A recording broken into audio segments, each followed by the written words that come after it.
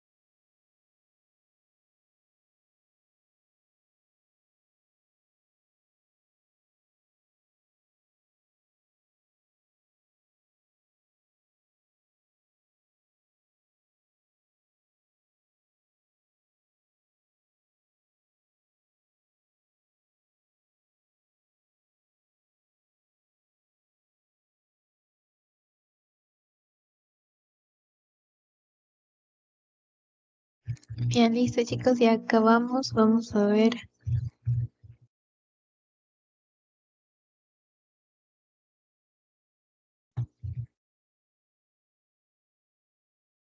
quiénes son. Ahí están los ganadores.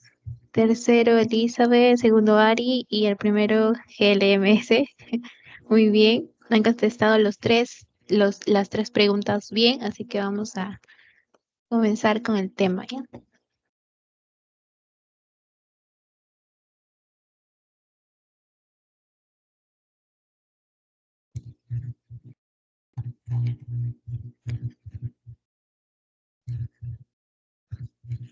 Listo, me presento, soy Catherine Vadillo, estudiante del sexto ciclo de medicina. Vamos a ver un poco sobre el lupus eritematoso sistémico, sobre su fisiopatología.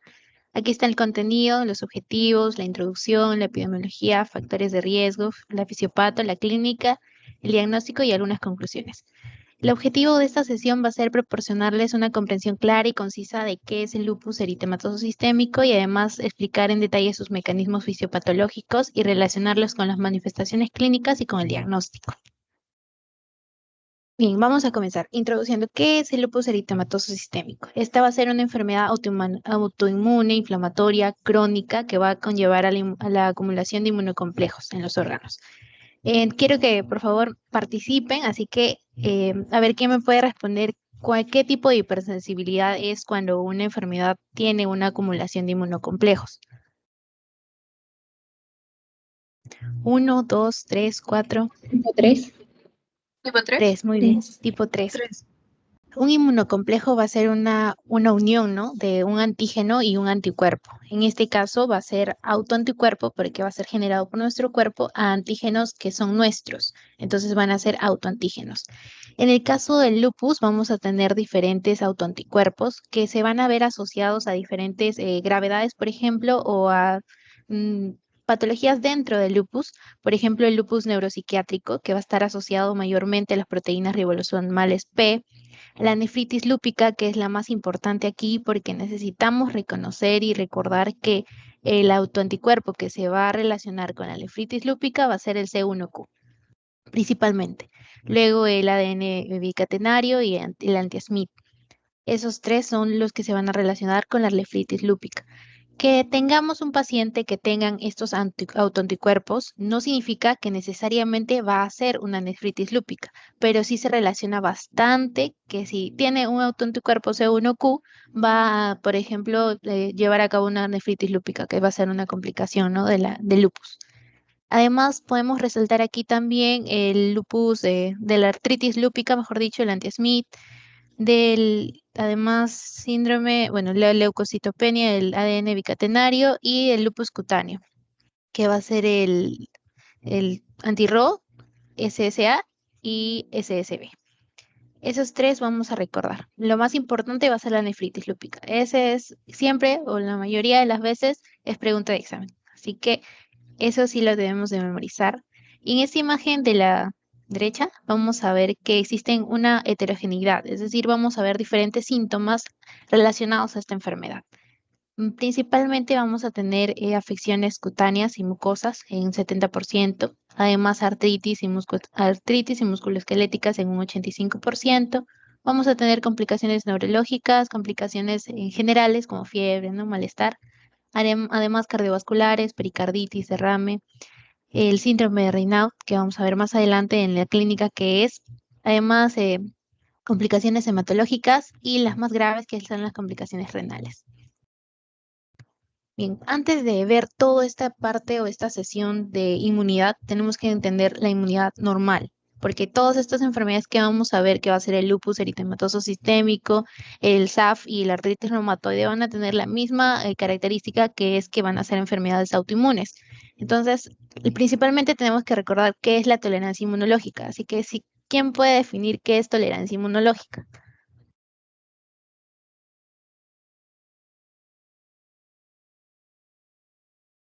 A ver, chicos, ¿qué es tolerancia inmunológica? Uno tolera algo, se está aceptando como suyo algo. Eso es la tolerancia inmunológica. Entonces, cuando nuestro cuerpo los antígenos propios los va a reconocer como propios y no va a hacer ninguna respuesta autoinmune a estos antígenos. Tenemos dos tipos de tolerancia inmunológica. Vamos a tener una tolerancia inmunológica central y una periférica.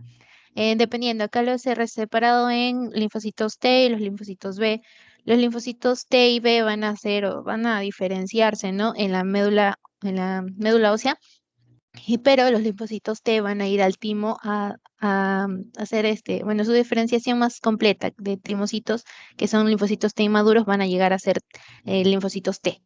Entonces, en el timo van a hacer como un examen, como un pequeño examen, en donde van por ejemplo, las células presentadoras de antígeno le van a presentar su antígeno al linfocito T inmaduro o al timocito, y si tiene una respuesta muy fuerte a este antígeno, que es un antígeno propio, hay que recordar, ¿no? Es decir, en un antígeno de algo de nuestro cuerpo. En este caso, en el lupus van a ser anticuerpos antinucleares, que van a ser los de los ácidos nucleicos. Estos le van a presentar, por ejemplo, el linfocito T inmaduro va a reconocerlo y si es una respuesta muy fuerte, va a ir a la apoptosis. Esa es la tolerancia inmunológica central. Y además van a existir también desarrollo de linfocitos T reguladores. Es el mismo examen va a pasar los linfocitos T inmaduros, van a tener el antígeno o van a ser presentados el antígeno mediante las células dendríticas, van a presentar el antígeno al linfocito T. Y este linfocito T, si tiene una respuesta un poco más baja, no tan fuerte a este antígeno, que es propio, va a ser un linfocito T regulador. ¿Con qué fin? Porque el linfocito T regulador va a ir a la periferia y va a ayudar en la tolerancia inmunológica periférica. Y esto es debido a que la tolerancia inmunológica central no siempre es 100% correcta, no siempre es 100% eficaz.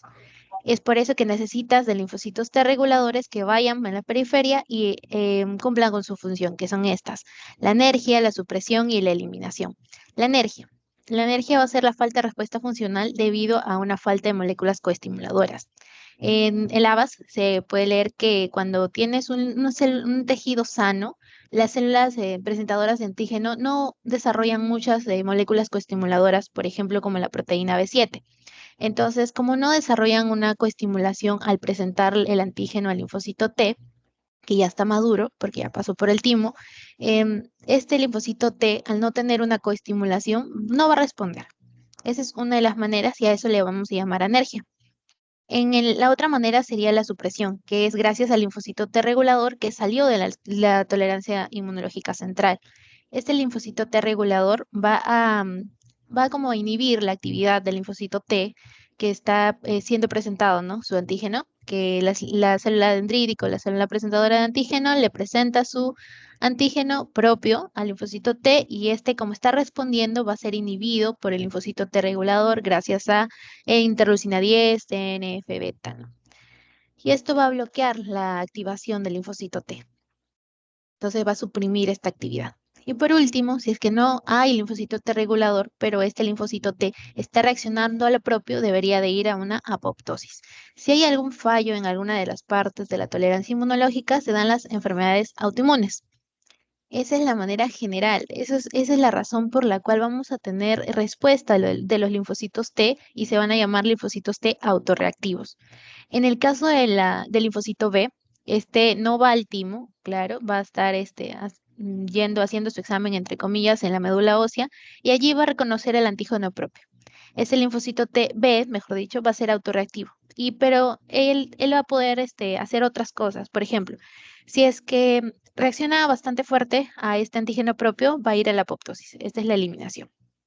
Pero si es que el linfocito B puede reaccionar también fuerte, puede dar de nuevo su examen, entre comillas, ¿no? ¿Por qué? Él puede editar su receptor. Entonces va a hacer que el linfocito B no reaccione entre lo propio. Borra sus respuestas y las cambia, ¿no? Y es ahora un linfocito B que no reacciona ante lo propio, gracias a la edición de su receptor. La otra manera del linfocito B autorreactivo es también expresar de manera reducida las señales y los receptores para que no reaccionen, como en la energía del linfocito B es lo mismo aquí. Entonces el linfocito B va a disminuir su expresión de señales y de receptores para que éste no reaccione, no tenga una respuesta funcional. Esa es la tolerancia central. La tolerancia periférica de los linfocitos B es muy parecida también a los linfocitos T, Vamos a tener un antígeno propio, este linfocito B lo va a reconocer. Si es que lo reconoce demasiado fuerte, vamos a tener la eliminación por la apoptosis. O también podemos tener una inactivación funcional, que va a ser la energía. O si no, vamos a ver que el linfocito B va a expresar inhibidores de los receptores. Y esto va a hacer que se inhiba la reacción del linfocito B. Esa fue la tolerancia inmunológica. Y gracias a esto es que no se generan las enfermedades autoinmunes.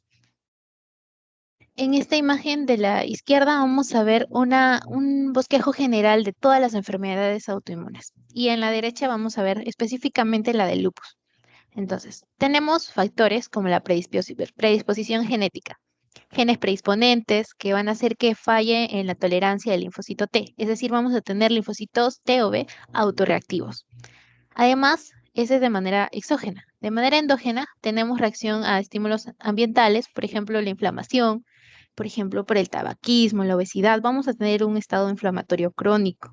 Entonces vamos a ver que se activan las células presentadoras de antígeno tisulares y estas van a presentar este antígeno que es propio como algo de afuera y este linfocito que es autorreactivo va a reaccionar a este, se va a activar y este linfocito T que va a ser autorreactivo va a presentarlo, ¿no? Al linfocito B, este linfocito B va a liberar anticuerpos y eso produce la lesión tisular, que va a ser la enfermedad autoinmune. Ese es de manera general. Ahora, en el lupus, esta imagen vamos a ver algo a grandes rasgos también, porque más adelante tenemos la fisiopato mucho más detallada. Así que lo mismo, tenemos genes que van a predisponer a una persona a tener lupus. Entonces, el linfocito T y B van a ser específicos a estos anticuerpos o antígenos nucleares, mejor dicho, que son propios. Entonces, eso tenemos que reconocer. Son algo específico a lo nuestro. También tenemos desencadenantes externos como la radiación ultravioleta, la inflamación que les dije, que va a generar apoptosis. Y esto va a haber un desequilibrio entre la muerte y el recojo de basura, entre comillas. O sea, nos imaginamos que la célula o nuestro cuerpo va a ser las calles de Lima, ¿no? Que tienen un montón de basura, pero no hay suficientes carritos de basura que recojan toda la basura que existe. Por lo tanto, esta basura va a ser reconocida como algo ajeno, cuando en realidad es algo propio, pero debería ser desechado. Eso es lo que nos dice aquí. Es un defecto en la eliminación de los cuerpos apoptóticos. Hay una mayor carga de los desechos, que son los desechos nucleares, y esto va a hacer que el linfocito T y B, que ya eran autorreactivos porque ya estaban fallados, van a reconocerlos, van a hacer inmunocomplejos, que va a ser la unión de antígeno y un anticuerpo, van a activar al linfocito B, como también mediante la activación de una célula dendrítica plasmocitoide, que es una de las que vamos a ver que es importante aquí en el lupus. Esta va a activar y va a liberar interferón. ¿Interferón de qué tipo? De tipo 1. Este va a ser la estrella de la respuesta inmune del lupus, el interferón de tipo 1.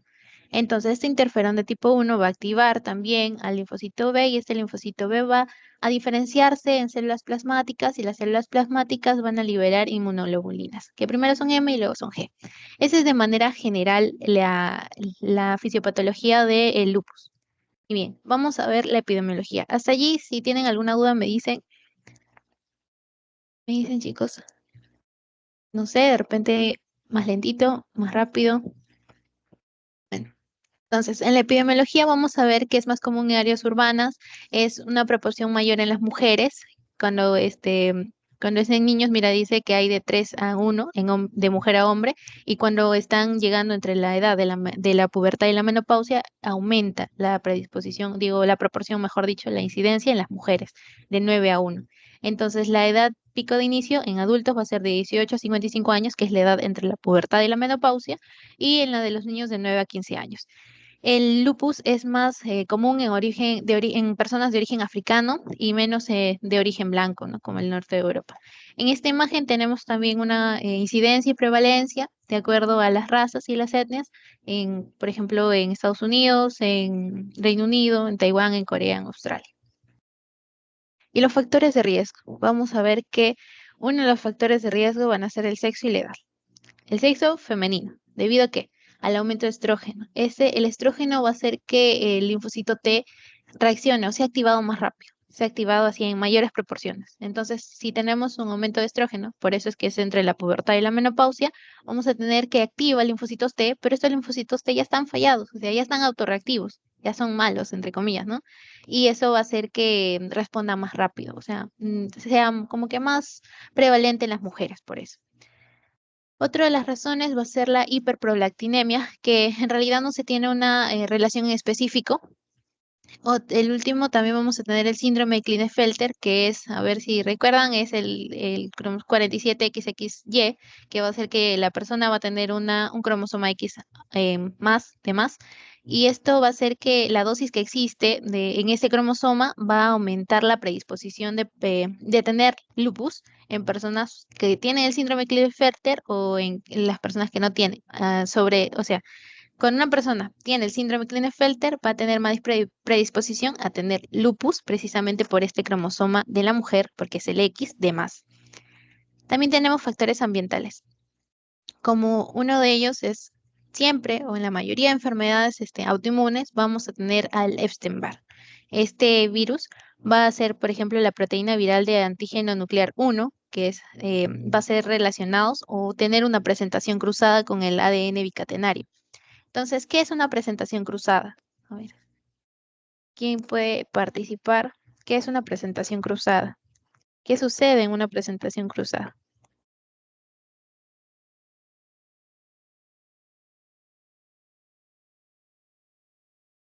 ¿Qué sucede? Creo Es que harías cuando, referencia a ver, al que va a tener un mimetismo molecular, va a tener como una parte de nuestro ADN con respecto a la proteína que tiene este virus. así es. Entonces, la proteína que va a tener un patrón, la proteína del virus, que va a tener un patrón, va a ser muy parecido al patrón que tienen nuestros ácidos nucleicos. Entonces, por eso se va a ver un mimetismo molecular, una presentación cruzada en donde nuestro cuerpo va a detectar eso que ya erradicó en un tiempo como algo que está nuevamente, pero en realidad no es, sino que es nuestro propio antígeno. Lo confunde. También tenemos la radiación ultravioleta que va a hacer daños en el ADN y estos van a hacer cambios, ¿no? Epigenéticos. También los medicamentos como la procainamida, el tabaquismo que va a aumentar la inflamación y el sílice que está también aumentando la respuesta inflamatoria. Por último, también tenemos factores de riesgo genéticos. En estos se dividen en tres grupos. Uno es en la disponibilidad de autoantígenos, otro es en la activación del sistema inmunológico innato y el último es en la disfunción del sistema inmunológico adaptativo. ¿Por qué? Si recordamos esta clasificación de la genética, la fisiopatología se nos va a hacer mucho más fácil. Tenemos disponibilidad de autoantígenos, es decir, tenemos más desechos celulares. ¿Por qué? Puede haber una degradación alterada, es decir, vamos a tener más muerte, más apoptosis, o de repente vamos a tener fallas en estas células que van a van a recolectar o desechar estos desechos celulares en la eliminación, para que nos dicen, ¿no? La eliminación de desechos celulares deteriorada, el aumento de la muerte celular y la degradación alterada del ácido nucleico. Esa es una de las maneras en las que vamos a tener más desechos celulares. Y en estos desechos celulares vamos a tener los ácidos nucleicos que van a ser los ANA, bueno, los antígenos que van a unirse a los ANA. La activación del sistema inmunológico innato. Y allí el principal es el interferón de tipo 1. Vamos a tener un aumento de la producción, un aumento de la respuesta y un aumento de la presentación del antígeno que va a llevar a un aumento del interferón de tipo 1. El otro grupo es la disfunción del sistema inmunológico innato. Vamos a tener linfocitos T alterados, la alteración de la diferenciación de estos linfocitos también, y vamos a ver también una disfunción o una reducción de los linfocitos T reguladores. Entonces no va a haber alguien que los frene a estos linfocitos T autorreactivos. Y en esta parte de abajo vemos las tres vías celulares que ya les expliqué. Si hablamos de sistema inmunológico innato, vamos a recordar interferón de tipo 1. Si vamos a hablar de sistema inmunológico adaptativo, vamos a hablar de linfocitos T y B. Y si hablamos de autoantígenos, su eliminación y el aumento de los desechos. Aquí en esta imagen vamos a tener otros genes de susceptibilidad a lupus. Y por último, aquí, hablando de genética, vamos a tener genes alterados que van a estar relacionados también a la nefritis lúpica. Por ejemplo, el C1Q que ya les dije, ¿no? Que está alterado y va a estar relacionado a la nefritis lúpica, va a hacer que haya una deficiencia del complemento C1. Por ejemplo, también tenemos C1R, C4A, S2. Toda esta deficiencia del complemento C de 1, 2, 3 o 4 va a hacer que haya una mayor gravedad del lupus. Está asociado a un inicio temprano y aumento de la gravedad. Entonces vamos a la fisiopatología de lleno, ¿ya? Tenemos factores genéticos, un estado de susceptibilidad debido a factores exógenos como las hormonas, la radiación ultravioleta, la dieta, efectos estocásticos, quiere decir que simplemente la casualidad hizo que te diera esta enfermedad autoinmune y todos estos juntos van a hacer una pérdida de la tolerancia de nuestro cuerpo, que era lo primero que les explicaba de la tolerancia inmunológica. Se pierde todo ese proceso y vamos a aumentar los disparadores que van a ser mediadores solubles, es decir, citoquinas proinflamatorias, que van a propagar la inmunidad. Gracias a que a la liberación de interferón de tipo 1, TNF, interleucina 6 y todo esto va a ser una inflamación y daño al tejido. Y eso a su vez va a volver a generar un bucle que va a hacer que aumente la inmunidad. Entonces, aquí vamos a ver el primer punto. Desregulación de la apoptosis y la eliminación de los desechos celulares. Como ya les dije, hay un aumento de desechos y hay una disminución de apoptosis. Entonces no va a haber un equilibrio. No estás recogiendo toda esa basura que estás generando. Y esos desencadenantes fueron los factores genéticos, los ambientales, las hormonas, los virus. Entonces van a llevar a una apoptosis defectuosa. Este va a llevar también a una respuesta inmune innata y a una respuesta inmune adaptativa. Cuando hablamos de respuesta inmune innata, vamos a tener dos puntos importantes: los papeles de los TLR y de los sensores citoxólicos, que van a ser sensores independientes a TLR. Estos van a liberar mediadores solubles. Los mismos desencadenantes van a hacer que también haya una desregulación del sistema inmunológico. Por ejemplo, si hablamos de factores genéticos, tenemos una disminución en los pacientes con lupus, se ha visto que tienen una disminución de linfocitos T reguladores. No hay alguien que los frene, que pare a esos linfocitos T autorreactivos. Entonces tenemos una desregulación del sistema inmunológico. Defectos en las células T, de repente no van a tener una coestimulación, las células B van a van a vivir más tiempo, más adelante les voy a explicar cómo, y el aumento de las citoquinas por la inflamación, por ejemplo. Todo esto va a hacer que haya una respuesta inmune adaptativa y que respondan los linfocitos T y los linfocitos B, mediante mediadores solubles también. Esa es la fisiopatología. Ahora vamos a ver uno por uno. Los sensores de la apoptosis y los ácidos nucleicos, es decir, los que van a detectar a estos desechos celulares, los ácidos nucleicos. Estos van a ser los TLR. Hay TLR9, TLR7 que van a ser los más importantes. Van a liberar mayor cantidad de interferón de tipo 1. Estos linfocitos, estos TLR van a estar primero en el retículo endoplasmático y luego van a ser llevados al endosoma. Y nos dice aquí que esa transferencia va a estar regulada por el homólogo B1 de la proteína del tráfico UNC93. Eso es solo para de repente memorizar, ¿no? Pero no es muy importante. Lo que tienen que recordar, sí, es que el TLR9 y TLR7, aquí me confundí, TLR era, TLR7 y TLR9 son los importantes. Los que van a ser, los protagonistas aquí, detectando los ácidos nucleicos. Libera interferón de tipo 1, esta célula dendrítica plasmocitoide, que va a tener dentro los receptores tipo TOL. Después, esos son los primeros sensores, los TLR. Los otros sensores son sensores independientes de TLR que van a ser citosólicos, ya no endosómicos. Por ejemplo, aquí teníamos, ¿no?, los endosómicos, que van a ser el TLR y el TLR7 y TLR9. TLR7 está relacionado más al ARN y TLR9 va a estar relacionado al ADN. Eso es lo que van a reconocer cada uno respectivamente. Estos van a liberar, factores de transcripción, todo, van a llegar a un punto en común con los otros factores que les voy a explicar ahorita, que es aquí se encuentra el punto punto en común, que va a ser el factor regulador de interferón 3 y el factor nuclear kappa beta. Ese es el punto en común, los factores de transcripción. Estos factores de transcripción van a liberar, van a hacer que se libere interferón de tipo 1.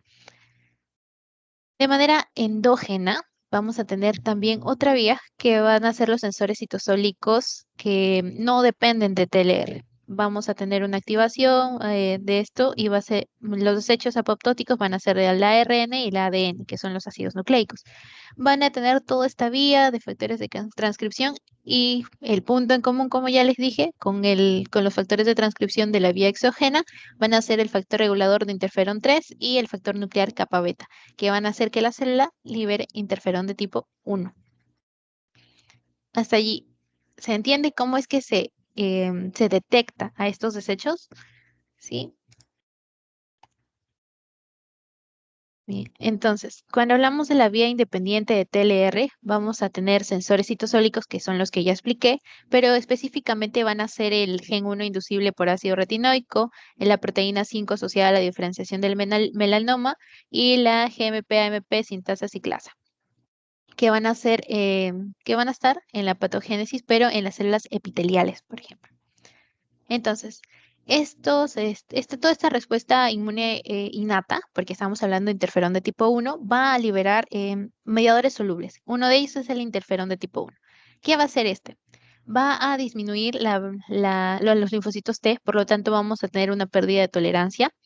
Vamos a aumentar los NETs, entonces vamos a tener una inflamación, la liberación de interleucina 17 y vas a aumentar el BAF. El BAF va a ser un factor que va a hacer que el linfocito B viva más tiempo. Entonces, si tienes más tiempo de vida, este linfocito B va a liberar más anticuerpos, por lo tanto va a tener más tiempo de dañar a nuestro cuerpo. Entonces tenemos una pérdida de tolerancia y un aumento de la proliferación de las células B o linfocitos B. Todos los factores anteriores también, que eran genéticos, hormonales, que es todo lo exógeno y ambiental, vamos a tener que va a hacer que estemos en un estado de inflamación, liberando TNF, interleucina 6, 17, 10 y el BAF. TNF va a reclutar neutrófilos, la interleucina 6 va a proliferar las células B, y así vamos a tener que reclutamos células inflamatorias, vamos a hacer una pérdida de tolerancia y el BAF, como les dije, va a hacer que aumente la supervivencia de los linfocitos B. Todos estos, por ejemplo, el TNF va a también sostener la liberación de interferón de tipo 1. Entonces, esos fueron los mediadores solubles y tenemos otras células implicadas que van a ser dendríticas y mieloides. Entonces, tenemos aquí la célula dendrítica plasmocitoide y la célula dendrítica mieloide, que es la clásica, la que nosotros conocemos, esa es la mieloide. Pero la plasmocitoide es la que va a ser importante en el lupus. ¿Por qué? Porque va a liberar interferón de tipo 1 y va a tener el endosoma con los TLR, que van a ser los que van a detectar los sensores de estos ácidos nucleicos, de estos desechos. Estos desechos se van a unir a los anticuerpos, que van a ser los ANA, que van a ser anticuerpos específicos a estos ácidos nucleicos, que son anticuerpos antinucleares. ANA significa eso, anticuerpos antinucleares. Y van a detectarlo, van a hacer que la célula dendrítica plasmocitoide libere interferón de tipo 1 y active la célula dendrítica mieloide. Hasta allí nos quedamos. También vamos a tener una fagocitosis alterada por los neutrófilos. Estos neutrófilos van a liberar menos ROS. Estos eros van a ser disminuidos. Además, vamos a aumentar la muerte de estos neutrófilos. Entonces, si estamos teniendo una muerte masiva de nuestros neutrófilos, vamos a tener más desechos celulares y muchos de esos tienen ácidos nucleicos mediante la netosis, que es la muerte de los neutrófilos. Van a tener ácidos nucleicos y además se va a liberar interferón de tipo 1, que va a activar a la célula dendrítica plasmocitoide. Y estos antígenos, que van a ser los ácidos nucleicos, van a ser detectados como algo extraño. ¿Por qué? Porque vamos a tener en mayores cantidades. Entonces nuestro cuerpo no está desechando bien estos residuos celulares. Además, vamos a tener que activamos, ¿no? A la célula dendrítica plasmocitoide, esta libera interferón de tipo 1 y activa la célula dendrítica mieloide. Otra de las maneras también es el macrófago, que en el lupus va a tener una mayor expresión de este ligando CSL2, que va a ser quimioatrayente, va a reclutarse más macrófagos. ¿Y estos macrófagos qué liberan? TNF, interleucina 6, interleucina 8, entonces va a reclutar más células inflamatorias. Estamos teniendo una inflamación crónica, una inflamación que está agrandándose y esta va a llevar a la lesión tisular. Esas son las células implicadas dendríticas y mieloides y después, en la siguiente, les voy a explicar A ver, la siguiente, creo. Sí. Esa sería la respuesta inmune innata. La adaptativa, vamos a ver ahorita después.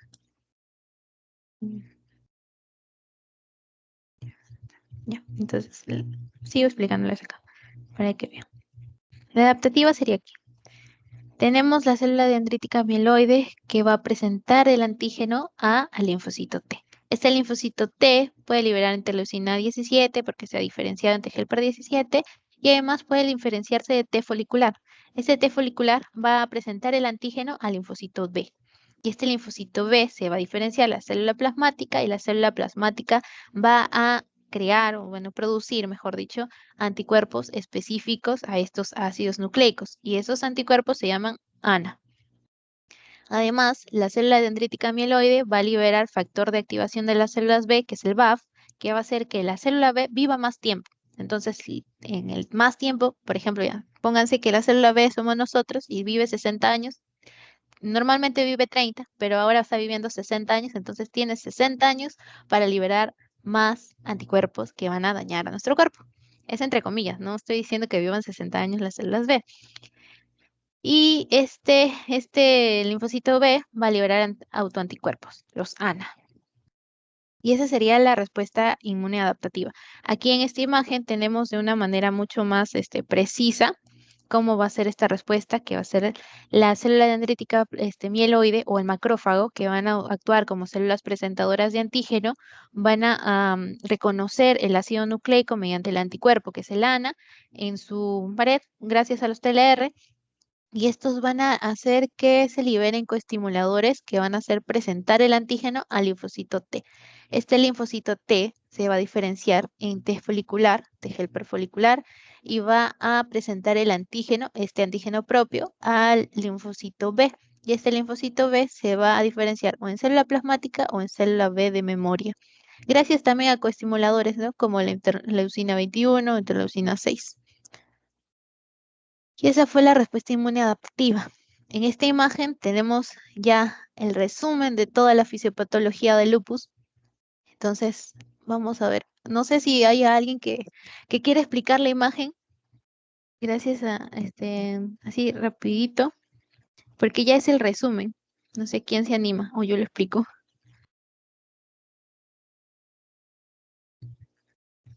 Ya, entonces le voy a explicar. Rapidito es así. Los factores ambientales, genéticos, hormonales, virales, todos ellos se unen y hacen que hayan como varios golpes, ¿no? En varios factores que se unen y van a hacer que haya una apoptosis defectuosa. Entonces, estamos eliminando mal nuestros desechos. Tenemos material nucleoso mal modificado, o sea, tenemos más desechos. Y esto va a llevar a una respuesta inmune innata y una respuesta inmune adaptativa. Además, estos factores desencadenantes van a hacer una desregulación del sistema inmunológico, defectos en las células T, en las células B y un aumento de las citoquinas. Esto va a llevar a una respuesta inmune adaptativa. La respuesta inmune innata va a ser que estos ácidos nucleicos bueno, se reconozcan por los TLR, esos TLR de tipo 7 y de 9, tipo 9. TLR7, TLR9.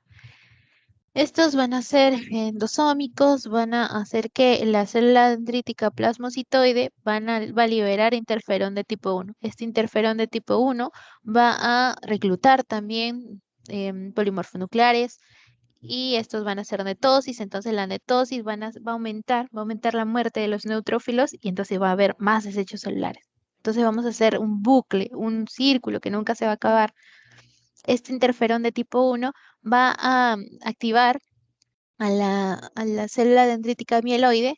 Esta célula dendrítica mieloide va a reconocer el antígeno, va a presentárselo al linfocito T inmaduro, que luego se va a diferenciar al linfocito T folicular, va a presentar el antígeno al linfocito B. Este linfocito B se diferencia en célula plasmática y libera autoanticuerpos, que son los ANA. Esto va a hacer que se active el complemento, se dañe el tejido y se produzcan más autoanticuerpos. Bien, esa fue la fisiopatología. Ahora vamos a la clínica. Todos esos mediadores solubles que van a hacer ¿qué cosa? Fiebre, fatiga, debilidad, pérdida de peso, linfadenopatías. Esos son los síntomas generales. Pero esa acumulación de inmunocomplejos que vimos que gracias a los macrófagos, o sea, tenía más como que una adhesión a los vasos, se unían en más cantidad, ¿no?, a estos vasos, va a ser como un taponamiento de los vasos. Y eso puede explicar, eso explica las afecciones renales, que va a ser el síndrome nefrótico, la glomerulonefritis, que compone la nefritis lúpica. Entonces, pensemos al lupus como una acumulación, un tapón de inmunocomplejos que está dañando todo, piel, es sistemático, ¿no? Sistémico, mejor dicho. Daña todos los sistemas, está dañando también vasos sanguíneos. Entonces puede tener afecciones cardiovasculares como pericarditis, miocarditis severa, vasculares como el fenómeno de Raynaud, que va a hacer que los inmunocomplejos bueno, estén taponando los vasos sanguíneos y esto va a ser la coloración blanca porque va a disminuir la irrigación sanguínea de los dedos. Luego pueden ponerse estos dedos cianóticos y ese va a ser el fenómeno de Raynaud. El tromboembolismo, ¿por qué? Porque estos inmunocomplejos pueden actuar como un émbolo, como un trombo que van a tapar los vasos sanguíneos y la vasculitis, que va a ser también la acumulación de inmunocomplejos. Si uno hiciera una biopsia de renal o de la piel, vería estos inmunocomplejos y se relaciona con la vasculitis, ¿no?, que tenemos, que es la acumulación de los inmunocomplejos en los vasos sanguíneos. También tenemos afecciones mucocutáneas, como la fotosensibilidad, y nos dice aquí que esta erupción, gracias a la fotosensibilidad, puede aparecer años antes de los síntomas sistémicos, es decir, de la fiebre, la debilidad y todos estos síntomas. Si hablamos de los síntomas mucocutáneos situados, vamos a hablar de la erupción malar, que va a ser una erupción aquí en forma de mariposa en esas partes de la cara. No va a afectar los pliegues nasolabiales y además va a aparecer después de la exposición al sol. También tenemos el lupus discoide o la erupción discoide, que van a ser pápulas brillantes, aquí como en esta imagen, que se van a descamar y a veces pueden crearse o formar cicatrices. Si hablamos de manera generalizada, también podemos tener lesiones maculopapulares eritematosas, pero no van a afectar los nudillos. ¿Cómo lo diagnosticamos? ¿Cómo diagnosticamos el lupus? Primero, vamos a tener que detectar ANAs. Si no tenemos ANA, no vamos a hablar de lupus. O sea, dice, si no hay ANA, si el ANA está ausente, no se clasifica como LES. Ese es un punto importante. Este ANA tiene que ser mayor, igual a 1 de 80 en las células epiteliales humanos de tipo 2. Además, ese es uno, tenemos que tener ANA, porque ese es lo que estamos detectando, pues, en la apoptosis estamos detectando ácidos nucleicos. Y tenemos otros criterios, por ejemplo, los constitucionales como la fiebre. Entonces, si nuestro paciente tiene 2 puntos, tiene ANA, tiene 2 puntos y por la fiebre ya. Tiene 2 puntos por la fiebre. Además, si tiene trombocitopenia, hemólisis autoinmune, estamos aumentando 4 puntos más por cada uno. Si tiene un lupus neuropsiquiátrico, convulsiones, le aumentamos 5 puntos. Mucocutáneos, vamos a tener el eritema malar, ¿no? Las úlceras orales también, el lupus discoide, estos le aumentan puntos. ¿Por qué tenemos esta clasificación o este diagnóstico? Porque el lupus no es una enfermedad en la que siempre se vean los mismos síntomas, sino que a veces de repente no tienen estos síntomas de los eritemas, de las úlceras orales, pero tienen otros síntomas. Entonces, por eso estamos calificando los síntomas que tenemos en el lupus. Además, si tenemos un derrame pleural o una pericarditis aguda, vamos a aumentarle 6 puntos. Renal, que es la más grave, por ejemplo, si tenemos una biopsia, le hacemos una biopsia y vemos una nefritis lúpica de clase de 3 a 4, le aumentamos 10 puntos. Y como es una enfermedad autoinmune, también puedes tener anticuerpos antifosfolipídicos, que es el siguiente tema que vamos a hablar, el SAF. También podemos tener el anti-beta 2 GP1, que va a ser el péptido citrulinado, y el anticoagulante lúpico. Estamos aumentando 2 puntos. Y como hablamos también si recuerdan de lo genético, es una disminución del complemento en C3 bajo, C4 bajo, va a ser también un punto a favor para detectar lupus. El anti-ADN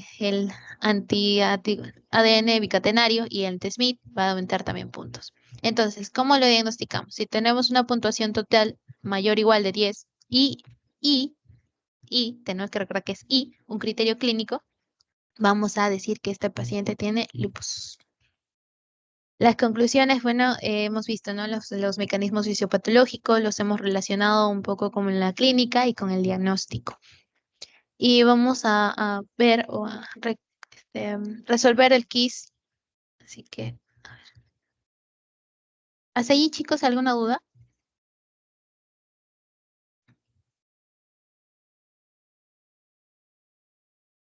Todo quedó claro. A ver, hay una mano levantada. Joel, ¿Me escuchado? sí. Entonces, quería hacer una consulta respecto al tratamiento y obviamente al desarrollo, ¿no? de ese tipo de patogenia. O sea, la activación de las TLR9, ¿no? Y TLR7 también puede ser considerada por también la activación del complemento mayor de histocompatibilidad. Se puede considerar eso debido a que estos se encargan de la presentación de antígeno, ¿no? Entonces, al presentar el antígeno, tienen capaz de poder activar a los linfocitos T. Y esos T se encargan de la programación de diferenciación celular a los linfocitos B. Por lo tanto, los linfocitos B son los que se encargan a activar los interferones, pues, ¿no? Entonces, estos interferones, Los anticuerpos. mediante eso, ajá, ¿no? Ya. Tipo 1, perdón, son los que se encargan de la activación de interleucina, perdón, claro, de la TLR9, perdón, y la TLR7, ¿está bien? A ver, no, es que mira, cuando lo separamos el lupus vamos a hablar de cuál sería tu respuesta inmune innata y cuál sería tu respuesta inmune adaptativa.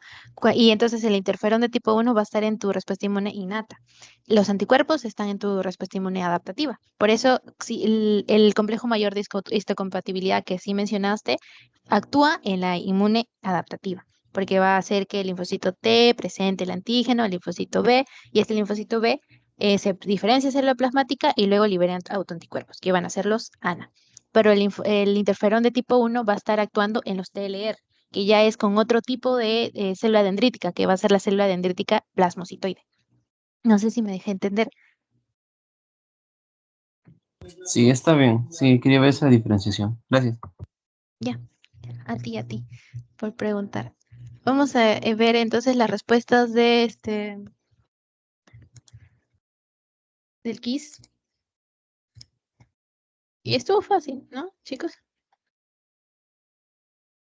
Creo que sí, creo que sí.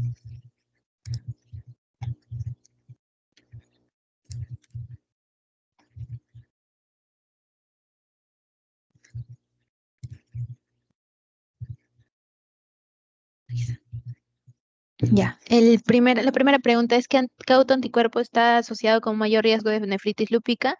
Es el C1Q. Listo. Ese es el que estaba entre las alternativas. También teníamos el ADN bicatenario, pero no estaba acá. Y el anti-Smith también. ¿Qué papel desempeñan los inmunocomplejos en el ES? ¿Protegen los órganos de daños? No. ¿Reducen la actividad inflamatoria? No, porque no reducen, sino aumentan. ¿Estimulan la apoptosis celular? No, tampoco. No hacen eso los inmunocomplejos, pero sí causan inflamación al activar el complemento. Y a otras células inflamatorias también. Y por último, ¿qué tipo de reacción de hipersensibilidad es el ES? Eso comenzamos preguntando y es de tipo 3. Esas fueron las preguntas. Es fácil. Lo que sí es que sí, la mayoría de veces preguntan qué tipo de reacción de hipersensibilidad es. Así que eso no lo olviden. No se vayan a confundir con artritis reumatoide, con SAF, qué tipo de hipersensibilidad es. Y lo de la nefritis lúpica también lo pregunta. Vamos a continuar con SAF.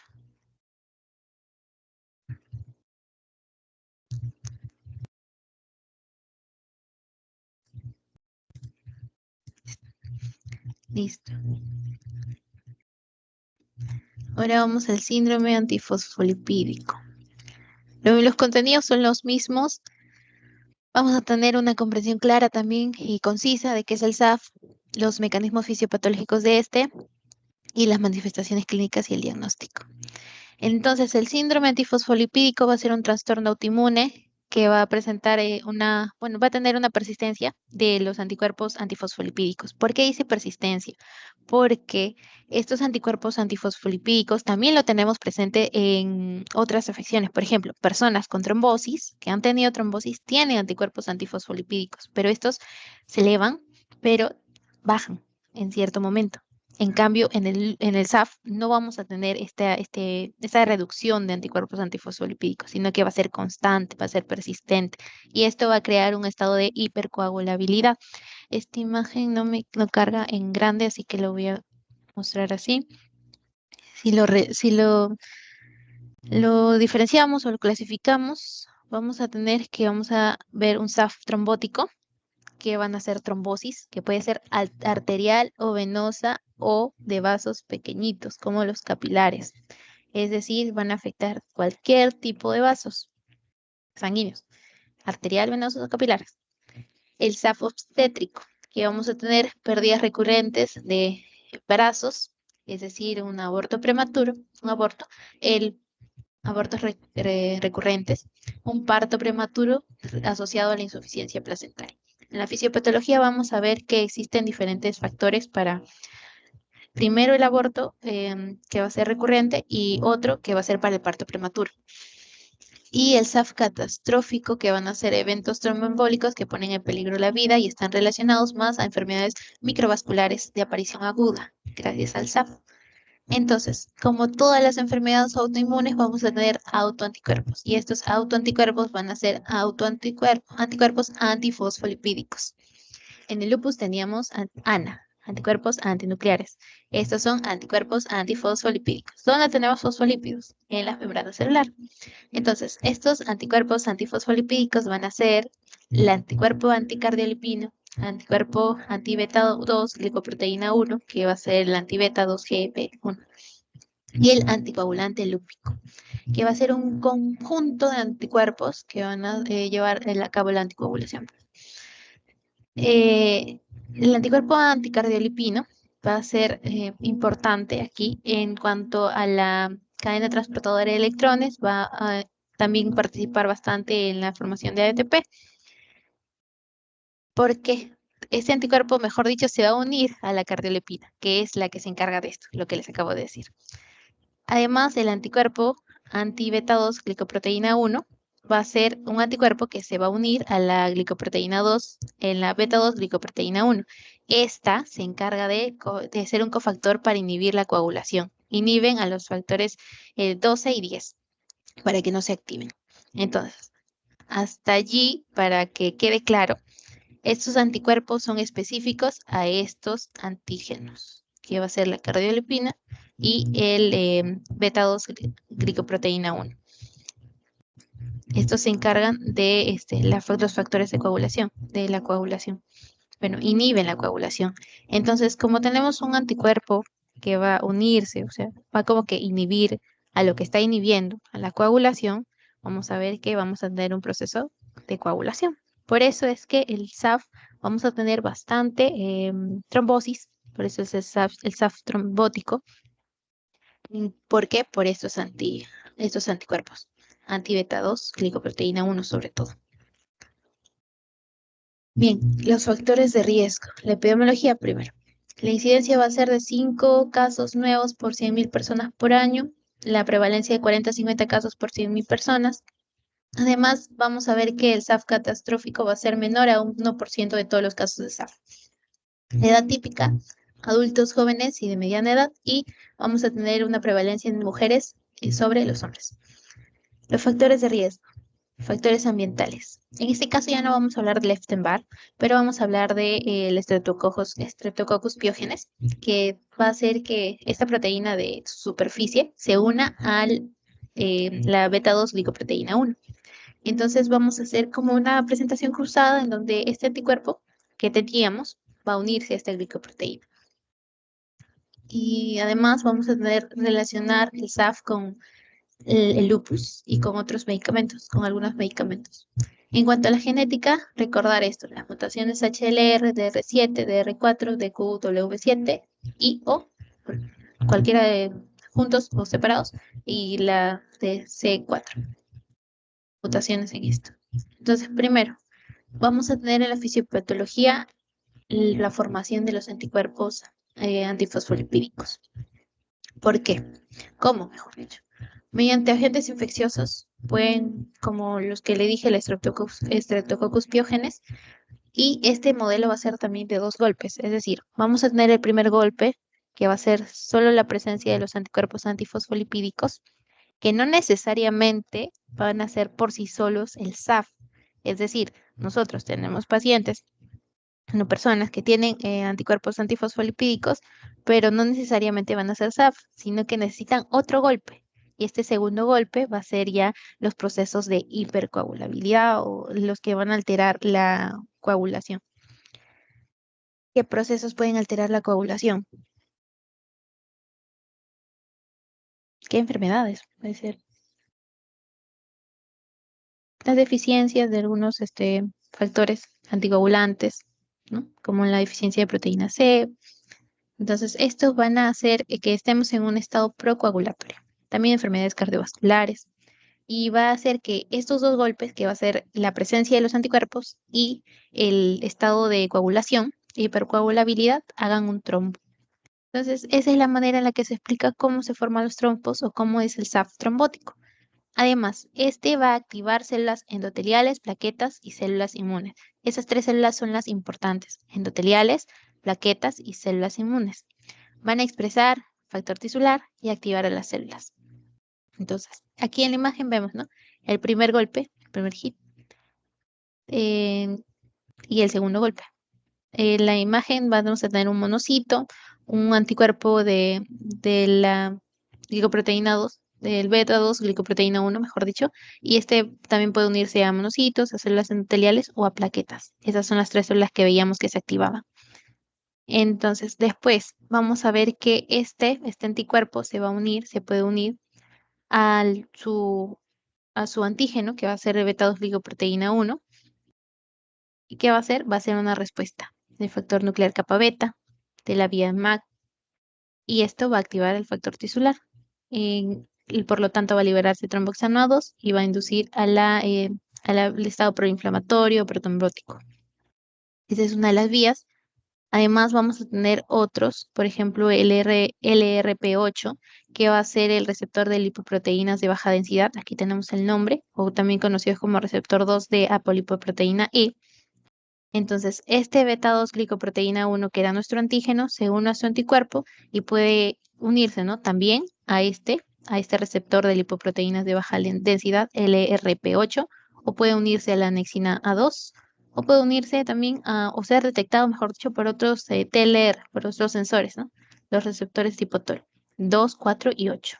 Estos van a ir a la misma vía, que va a ser el factor nuclear kappa beta, la vía de P38-MAC, y esto va a activar al factor tisular, al tromboxano A2, e induce en un estado proinflamatorio y protrombótico, lo que va a provocar la trombosis. Ese es el SAF trombótico. Ahora, las complicaciones en el embarazo. Vamos a diferenciar las complicaciones en el primer trimestre y las del final del embarazo. Las del final del embarazo se van a relacionar bastante a la deficiencia placentaria, o sea, no hay un buen crecimiento de la placenta y del feto también. Entonces, en el primer trimestre no, sino que vamos a relacionarlo a la falla de los trofoblastos, que no van a remodelar bien las arterias espirales, y estos van a hacer que no haya un buen flujo sanguíneo en la placenta. Aquí las células importantes van a ser los trofoblastos. En el embarazo, los anticuerpos antifosfolipídicos, ¿qué van a hacer? Uno de los anticuerpos, que va a ser el anti-beta 2 glicoproteína 1, se va a unir al beta 2 glicoproteína 1, a este que vemos que parece un gusanito, se une, y este se une también al LRP8. Todo este complejo va a hacer que se reduzca la proliferación y la migración de los trofoblastos. También vamos a tener un aumento de la endoglina. Este va a ser un antiangio, bueno, él va a ser algo que no va a hacer que se pueda formar los vasos sanguíneos. Luego vamos a activar este complejo va a activar al TLR4.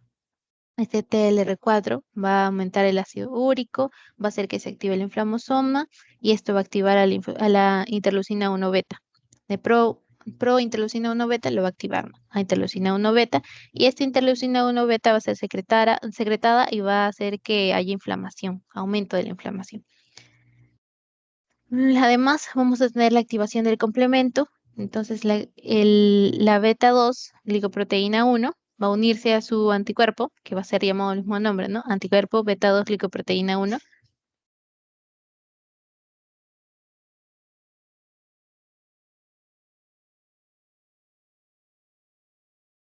Ya.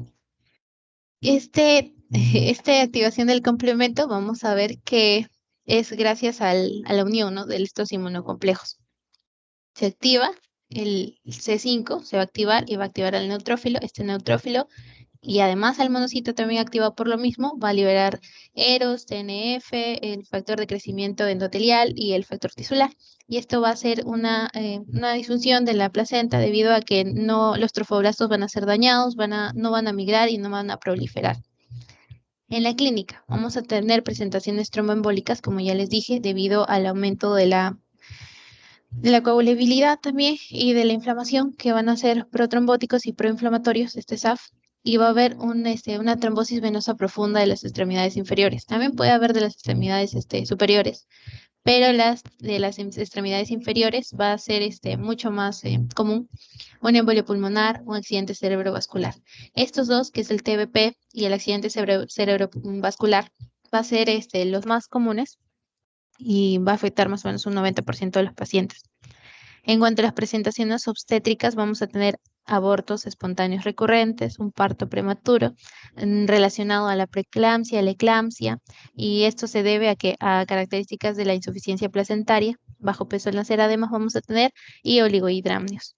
Además, en las afecciones o en la presentación clínica mucocutánea vamos a tener el líbedo reticularis, que va a ser como una malla así de color rojo, que va a ser debido a la éstasis sanguínea, también el estado de hipercoagulabilidad. En esta imagen tenemos además otras afecciones, por ejemplo, la gangrena digital. Tenemos también la trombocitopenia, la trombosis venosa profunda, además el ataque cerebrovascular que ya les comenté, la embolia pulmonar, la hipertensión pulmonar y la trombosis de la vena porta también se encuentra. Aquí tenemos, de acuerdo a los colores, si es más frecuente o menos frecuente. En la imagen, ¿no? Vemos que era la embolia pulmonar, la CVP y además el ataque cerebrovascular son los más frecuentes. En la clínica, en el diagnóstico, mejor dicho, vamos a tener que debemos encontrar estos anticuerpos anticoagulante lúpico, vamos a tener la anticordiolipina y el anticuerpo beta 2 glicoproteína 1, que pueden ser anticuerpos IgG o IgM, y estos tienen que ser positivos. Si son positivos, tienen que estar elevados mayor de 12 semanas. Pero si no son positivos, bueno, no vamos a diagnosticar SAF. Si te está elevado más de 12 semanas, vamos a tener también que se encuentren estas afecciones. Si, por ejemplo, tenemos una paciente que tiene abortos recurrentes, o de repente tuvo un parto prematuro, relacionado a una preeclampsia y además tiene afecciones, por ejemplo, de TBP o un aumento de la hipercoagulabilidad, vamos a tener que puede ser positivo, ¿no? Para SAF. En esta imagen vamos a tener también los criterios que debemos de usar, que va a ser tener los anticuerpos y además las afecciones que pueden ser obstétricas, como aquí tenemos, las mayores a 13 abortos recurrentes y además el parto prematuro. Le vamos a poner un punto. Si es microvascular, tenemos el líbedo reticularis, que va a dar también 2 puntos. El aumento por ejemplo, una hemorragia pulmonar o una enfermedad miocárdica también le va a dar 5 puntos.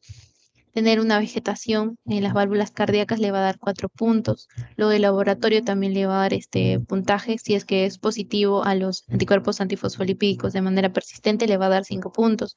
Pero si no es positivo, vamos a tener un punto. Y también tenemos lo mismo que va a ser los anticuerpos mediante la detección de la ELISA. Microvascular, macrovascular también, tenemos afecciones macrovasculares como la trombosis arterial y venosa. Y esa es la manera de diagnosticar SAF.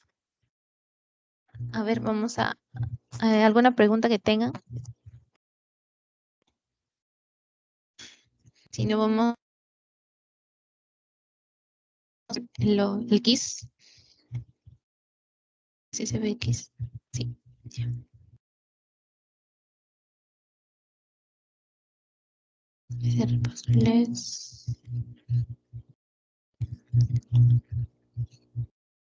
SAF. En cuanto al SAF trombótico, ¿a qué tipos de vasos puede alterar? Como ya les dije, ¿no?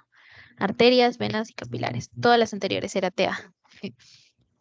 En la segunda pregunta, ¿cuál es el mecanismo principal por el cual el síndrome antifosfolipídico obstétrico puede causar complicaciones durante el embarazo? La primera alternativa era la inhibición de la formación del saco gestacional, ¿no? Disfunción del eje hipotálamo, no tiene nada que ver. La reducción de la síntesis de gonadotropina coriónica, no tenía nada que ver, pero sí la inhibición de la proliferación y de la migración de los trofoblastos.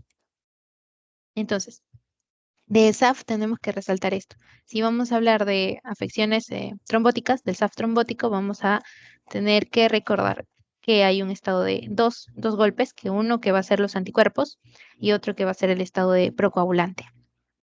Se van a unir a estos como que receptores, ¿sí? Son receptores. Receptor, por ejemplo, de lipoproteínas de baja densidad LRP8, aquí, o receptor anesina 2 o a los TLR que van a reconocer. Y esta beta 2 glicoproteína se une a su anticuerpo y va a liberar o a comenzar toda esta cascada, ¿no? Del factor nuclear kappa beta, del MAC-K, y esto va a hacer que se libere factor tisular y por lo tanto un estado de proinflamación y protrombótico. Y por eso se forma el trombo. Si hablamos ya del embarazo, el SAF obstétrico, vamos a hablar ya de una disminución de la proliferación de la migración y de la migración de los trofoblastos. Esto es lo principal en cuanto a al aborto recurrente prematuro, o sea, el aborto en el primer trimestre del embarazo. Pero si hablamos ya del final del embarazo, podemos hablar de eclampsia, de preeclampsia, debido al aumento de la inflamación y también de la activación del complemento, por los ROS, por el factor tisular también. Volvemos al quiz. Ay, dejé de comentar. Quiz aquí. La última pregunta es, ¿cuál de las siguientes afirmaciones describe mejor la relación entre el lívido reticulares y el síndrome antifosfolipídico? La primera respuesta decía, el lívido reticularis es una complicación rara del SAF y no tiene relación causal con esta enfermedad. No, no es rara, es una afección común, mucocutánea. El lívido reticularis es una lesión cutánea específica que se presenta únicamente en pacientes con SAF activo, ¿no? No necesariamente. También hay lívido reticularis en otras enfermedades. El lívido reticularis en el SAF es una erupción cutánea benigna que no está asociada con complicaciones vasculares ni con un mayor riesgo de eventos trombóticos. No, porque sí está asociada a un aumento de riesgos trombóticos y además a una complicación más grave. Por último, el lívido reticulares es una manifestación cutánea común del SAF causada por estasis sanguínea. Sí, esa es la respuesta. Causada por estasis sanguínea. Y bien, ahí hasta ahí alguna duda, chicos. Si no, vamos a continuar con artritis reumatoide.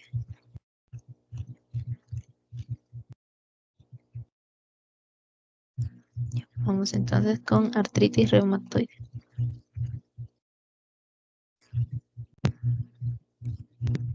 Los objetivos, la introducción, la epidemiología, todo. Los objetivos vamos a comprender de manera clara y concisa qué es la artritis reumatoide, sus mecanismos fisiopatológicos y además relacionarlo con las manifestaciones clínicas y con el diagnóstico. Entonces, la artritis reumatoide va a ser una poliartritis, es decir, va a afectar a más de una articulación, va a ser inflamatoria y simétrica. Y un trastorno autoinmune crónico progresivo. Los anticuerpos. Tenemos dos principales. El factor reumatoideo y las proteínas citrulinadas, que van a ser los anticuerpos antiproteínas citrulinadas, los ACPA. Entonces le vamos a llamar factor reumatoideo y ACPA. Una artritis reumatoide puede ser seropositiva, es decir, cuando sí encontramos esos anticuerpos, y una artritis reumatoide seronegativa, cuando no vamos a encontrar estos autoanticuerpos. ¿Cuáles son los autoanticuerpos? El factor reumatoideo y la antiproteína citrulinada, que es ACPA. Entonces, tenemos que recordar, ¿no? En lupus eran los ANA, en SAF, ¿cuáles eran? El anti-beta 2, glicoproteína 1 y el anticoagulante lúpico. Esos teníamos. En artritis reumatoide vamos a tener el factor reumatoideo y la antiproteína citrulina, que va a ser ACPA. La incidencia va a ser tres personas por 10.000 al año, más frecuente en nativos americanos, luego siguen los americanos del norte, los del norte de Europa, y es de 2 a 3 veces más común en mujeres, como la mayoría de las enfermedades inflamatorias, o como casi todas. La edad máxima de presentación es entre los 50 y entre los 30 y los 50 años. Los factores de riesgo, 2 a 3 veces más común en mujeres debido a los efectos del estrógeno, que como les expliqué en lupus, esto activaba en mayor cantidad a los linfocitos T. Por eso un factor de riesgo va a ser la nuliparidad, debido a a que no vamos a tener el efecto de los estrógenos, ¿no? Y otros los factores, vamos a tener factores ambientales como el tabaco, que va a aumentar la inflamación, el sílice, que va a aumentar también la respuesta inflamatoria, y tenemos también infecciones como el parvovirus B19 por una presentación cruzada y por nuestra microbiota. Por ejemplo, una enfermedad periodontal por una Porphyromonas gingivalis o una Gregatibacter actinomycetemcomitas. Estas van a hacer que liberan enzimas que van a hacer que haya una citrulinización. ¿En qué consiste? Que la arginina de las proteínas que tenemos en nuestro cuerpo, unas proteínas que de la célula, mejor dicho, esta se va a convertir en citrulina, o sea, va a ser una citrulinización. Esta es la manera en la que esta enfermedad periodontal se relaciona con la artritis reumatoide por la citrulinización. Otro de los factores va a ser genéticos y epigenéticos, que van a ser que 2 a 3 veces más probable en personas que ya tienen un familiar de primer grado con artritis reumatoide. Está asociado a mutaciones en el HLDRB1 y HLA-DR4. Y también por la epigenética, que va a ser por los factores ambientales que van a hacer una metilación del ADN, como el tabaquismo, como el sílice. La fisiopatología. Tenemos aquí una progresión de la artritis reumatoide que gracias a los factores de riesgo como los genéticos, la susceptibilidad genética también, las modificaciones epigenéticas, el aumento de la microbiota, bueno, el fallo, mejor dicho, de esta microbiota, una enfermedad periodontal, el sexo femenino, los factores étnicos o la dieta, el fumar, todos estos van a hacer que haya una susceptibilidad a hacer artritis reumatoide. Pero no van a haber síntomas, no van a haber signos de autoinmunidad, no, o sea, solo tenemos los factores de riesgo. Luego, esta va a iniciar una respuesta autoinmune, que va a ser ya la fase preclínica de la artritis reumatoide, y vamos a tener una respuesta autoinmune asintomática. Tenemos elevados algunas citoquinas, tenemos elevados también algunos factores como la citrulinización, que va a ser el paso de las proteínas que tienen arginina, va a pasar a citrulina. Esa es la citrulinización. Y esto va a hacer que se pierda una intolerancia a estos. Entonces vamos a ya comenzar a generar autoanticuerpos. Y estos son los ACPA y el factor reumatoideo. Estos van a hacer que ya empiece una sintomatología, porque hay una acumulación, ¿no? Están trayendo células inmunes que van a liberar citoquinas proinflamatorias que van a lesionar la membrana sinovial. Esto va a hacer que haya pequeño dolor, ¿no? Ya una pequeña sintomatología. Después, esta respuesta inmune se va a propagar, va a expandirse, va a haber una expansión clonal de estos anticuerpos y va a ser una etapa temprana de la artritis reumatoide que no se va a diferenciar de otras, es indiferenciada esta artritis, pero luego ya se puede clasificar como una artritis reumatoide, gracias al panus que se va a formar, que van a ser el aumento de las células inflamatorias, una hiperplasia también de la membrana sinovial, y esto va a hacer que haya dolor ya en mayor cantidad. Esa es la progresión del artritis reumatoide. Y luego tenemos cómo es que se va a dañar este daño articular, el daño de la membrana sinovial. Tenemos que recordar o tener bien en claro que la membrana sinovial van a tener diferentes células y una de estas van a ser sinoviocitos similares a fibroblastos y sinoviocitos similares a macrófagos. Estos dos van a reaccionar de diferente manera y van a hacer toda esa destrucción que vamos a tener en la membrana sinovial. Primero, los factores de riesgo y la susceptibilidad que ya vimos antes, ¿no? Todos estos factores van a hacer que haya un aumento de la citrulinización y una generación de nuevos epítopos. O sea, vamos a ver que hay una generación de nuevos autoantígenos. Un patrón nuevo que va a ser detectado como algo que no conocían, que no es propio. Entonces, estos péptidos con arginina, o sea, los péptidos que son la arginina de las proteínas, van a ser citrulinados.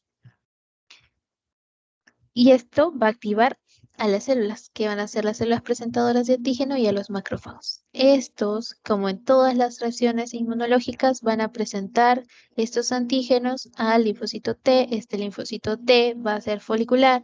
Este linfocito T folicular va a presentar el antígeno a la célula B o el linfocito B y esto va a liberar autoanticuerpos gracias a la pérdida de inmunidad, que era lo que al inicio les expliqué. Todo esto es muy parecido al lupus y al SAF, pero claro, la única diferencia sería la citrulinización. Después vamos a tener que estos leucocitos que van a ser reclutados gracias a los autoanticuerpos que van a liberar también interleucinas proinflamatorias, van a aumentar la inflamación y estos van a ir al sinoviocito, van a migrar al sinoviocito. Entonces, en este vamos a tener que los sinoviocitos similares, bueno, la membrana sinovial, mejor dicho, ya. Los sinoviocitos similares a los fibroblastos, ¿qué van a hacer?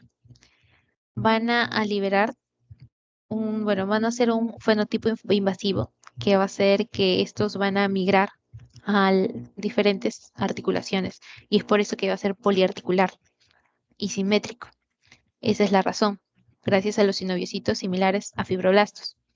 Otra de las maneras también en la que dañan la membrana sinovial va a ser por la liberación, ¿no?, de TNF, interleucina 1, 6, 8 y demás quimiosinas, de interferón gamma, que gracias a un segundo golpe, que va a ser la inflamación en sí que podemos tener, va a hacer que una destrucción del cartílago, destrucción luego posteriormente del hueso y por último un daño, ¿no?, completo articular.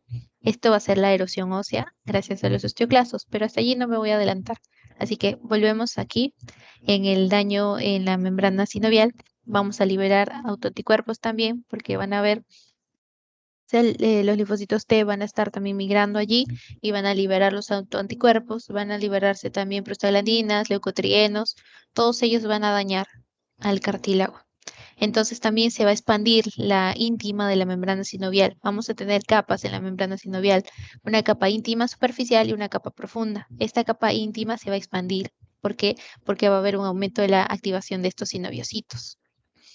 Además, vamos a tener que los sinoviocitos similares a los macrófagos, no los fibroblastos, sino los macrófagos, van a liberar citoquinas, como interleucina 1, 6, factor de necrosis tumoral. Y este sinoviocito similar a fibroblastos va a hacer un fenotipo invasivo, es decir, que va a migrar a las articulaciones y va a hacer lo mismo en las demás articulaciones.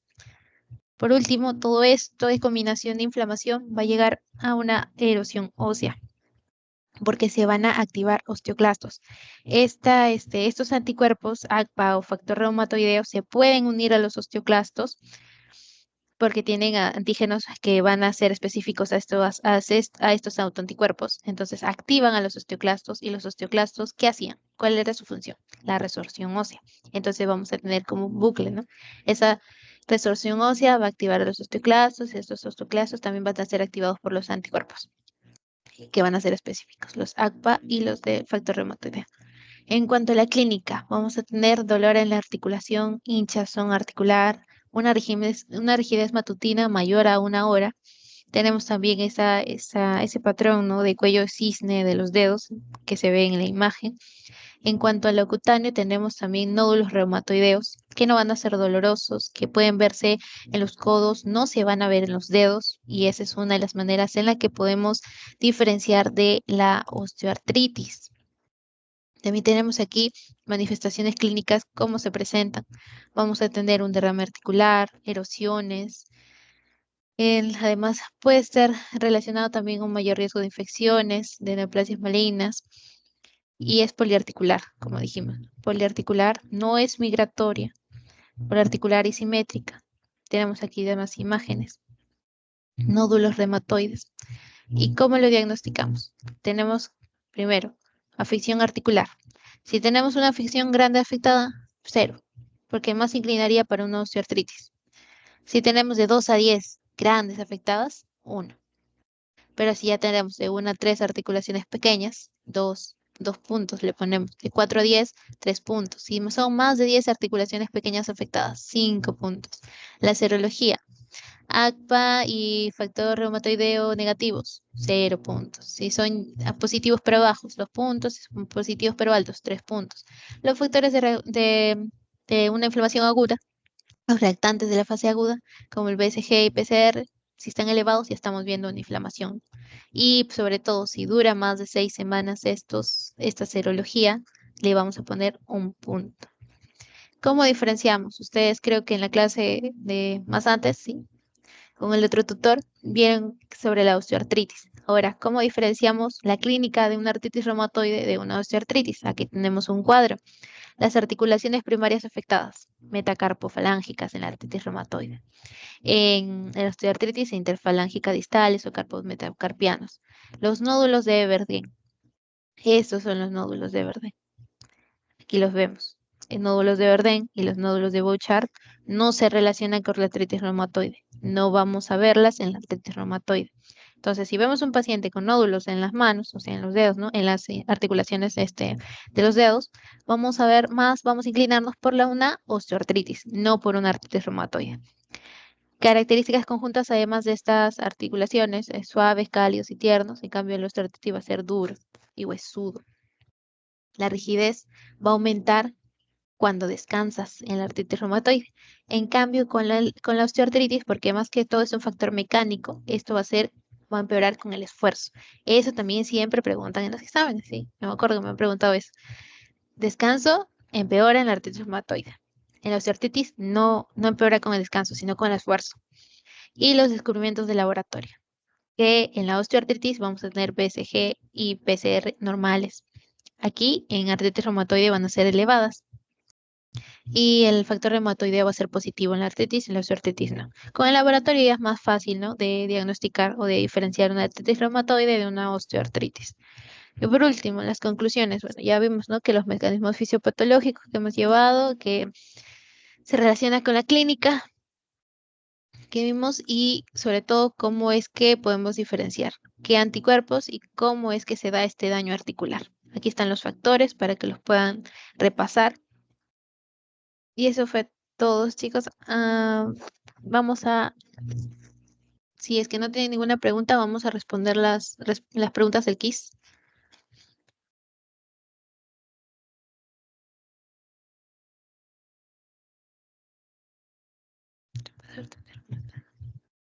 Ya. La primera pregunta, ¿cómo se caracteriza el dolor articular en la artritis reumatoide? Es poliarticular y simétrica. No es poliarticular y asimétrica, no es monoarticular, o sea, no hay una sola articulación ni simétrica ni asimétrica. No es ni asimétrica ni una sola articulación. Tiene que ser poliarticular. Es por eso que en la clasificación o en los puntos que le poníamos, si había más de 10 articulaciones pequeñas afectadas, era ya con una mayor puntuación en el diagnóstico. ¿Cuál es el mecanismo propuesto que se relaciona la enfermedad periodontal con la artritis reumatoide? Vamos a tener la citrulinización de las proteínas mediante estas enzimas de las bacterias que provocaron la enfermedad periodontal. Estos van a hacer que se generan autoanticuerpos que contribuyen con el desarrollo de la artritis reumatoide. Y por último, ¿qué no podemos encontrar en la serología de un paciente con artritis reumatoide? Sí vamos a encontrar anticuerpos antiopéptidos citrullinado cíclico, que es el anti-CCP, que va a ser el ACPA, ¿no? El factor reumatoideo sí lo vamos a encontrar y también podemos encontrar ANA. Eso podemos encontrarlo en menores cantidades, pero lo podemos encontrar. Entonces, ¿qué no vamos a encontrar? Unos anticuerpos anti-HLA-27. Bueno, no tienen ni nada que ver, ¿no? Pero para que recuerden que sí puedes encontrar ANA. Es por eso que en lupus también tenías que tener ANA, pero también otros factores. En artritis reumatoide también tienes que tener otros factores. Listo, chicos. ¿Alguna duda hasta allí? Y ya acabamos con todo lo sobre inmunidad.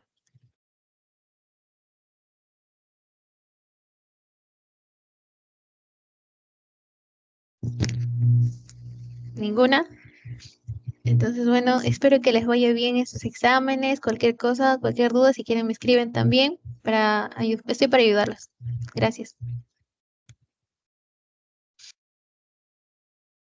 Muchas gracias, Katherine, por tu gran ponencia. Chicos, por favor, aplausos para Katherine. Es nuestra tutora que tenemos en PHM, por los alumnos ya algunos la conocen. Y bueno, chicos, ¿les parece si tomamos un receso para que vayan a tomar agüita o comer algo? Los leo, los escucho. Sí. ¿Cuánto quieren, chicos? Descanso. Estaría bien si venimos 8:40.